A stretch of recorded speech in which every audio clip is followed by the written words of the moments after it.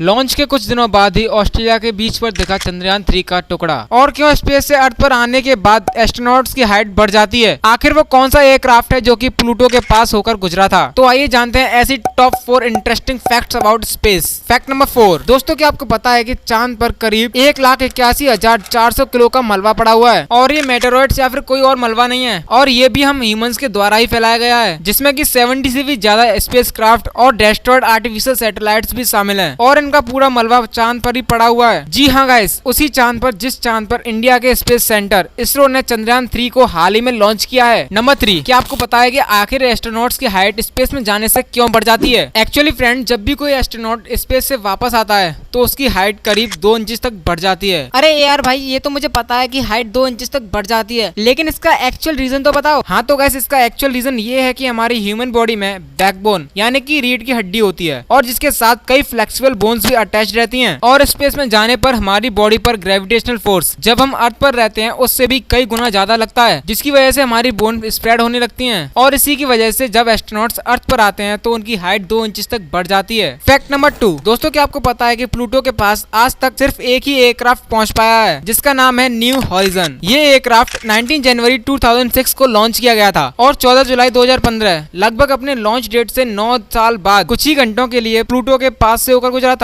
और इतने कम समय में ही इस एयरक्राफ्ट ने कई सारी प्लूटो की पिक्चर्स क्लिक की थी। फैक्ट नंबर 4, दोस्तों ऑस्ट्रेलिया में एक बीच है जिसका नाम है ग्रीन हेड बीच, और ये जो मलबा आप देख रहे हो ये मलबा अचानक से ही बीच पर कई लोगों को दिखा और इसकी कई फोटोज इंटरनेट पर काफी तेजी से वायरल हो रही हैं और कई लोगों का ये भी कहना है कि ये चंद्रयान 3 का कोई पार्ट टूटकर गिर गया है। तो दोस्तों आखिर क्या है ये, आइए जानते हैं। एक्चुअली दोस्तों, जब भी कोई एयरक्राफ्ट या फिर रॉकेट को लॉन्च किया जाता है तो उसके कई पार्ट्स को जानबूझकर गिराया जाता है और ये पार्ट्स किसी के घर पर ना गिर जाएं, इसीलिए इन पार्ट्स को समुद्र में डाला जाता है जिससे कि ये समुद्र में डिस्पोज हो सके, और ऐसा करना मिशन का पार्ट ही होता है। जैसे कि चंद्रयान 3 के लॉन्च के 15 मिनट बाद ही मेन रॉकेट के साथ लगे 2 रॉकेट्स को अलग कर दिया गया था जिससे कि ये हल्का हो जाए और अपने ऑर्बिट को आसानी से लीव कर सके। लेकिन अब सवाल ये आता है कि ये मिस्टीरियस सा ऑब्जेक्ट है क्या? तो दोस्तों मैं आपको बता दूं कि ऐसी चीजें समुद्र के किनारे दिखना नॉर्मल सी बात है, क्योंकि समुद्र में कई ऐसे रॉकेट्स के मलबे और कई पार्ट्स हैं जो कि तैरकर समुद्र के किनारे आना नॉर्मल सी बात है। अब इसी को लेकर इसरो के चीफ एस सोमनाथ ने ये कहा है कि ये डेफिनेटली रॉकेट का ही पार्ट है, लेकिन हम ये नहीं कह सकते कि ये ऑफिशियली चंद्रयान 3 का ही पार्ट है, क्योंकि ऊपर से देखने पर ये साफ दिख रहा है कि इस पर एलगी लगी हुई है और एक्सपर्ट्स की रिसर्च के अकॉर्डिंग किसी भी ऑब्जेक्ट पर एलगी लगने में कम से कम 2 हफ्तों का टाइम लगता है। लेकिन चंद्रयान 3 तो अभी 4 दिन पहले ही लॉन्च हुआ है, तो इससे साफ दिखता है कि ये मलबा चंद्रयान 3 का नहीं बल्कि समुद्र में पड़ा कोई और कचरा हो सकता है। अब बात यह है कि चंद्रयान 3 अभी हाल ही में लॉन्च हुआ है, इसीलिए इसे चंद्रयान 3 से रिलेट किया जा रहा है, और चंद्रयान 3 कैसे चांद की सरफेस पर सॉफ्ट लैंडिंग करेगा इसका फुल वीडियो का लिंक डिस्क्रिप्शन में है, आप वहां से चेकआउट कर सकते हो। अब मैं आपको चैनल को सब्सक्राइब करने के लिए फोर्स बिल्कुल नहीं करूंगा, लेकिन मैं चाहता हूं कि हमारी 1 के यूट्यूब फैमिली बहुत जल्दी कंप्लीट हो जाए, इसीलिए अगर आप भी हमारे यूट्यूब फैमिली का हिस्सा बनना चाहते हो तो वीडियो को लाइक और चैनल को सब्सक्राइब अभी कर लेना। मिलूंगा एक और मजेदार वीडियो में, तब तक के लिए राधे राधे।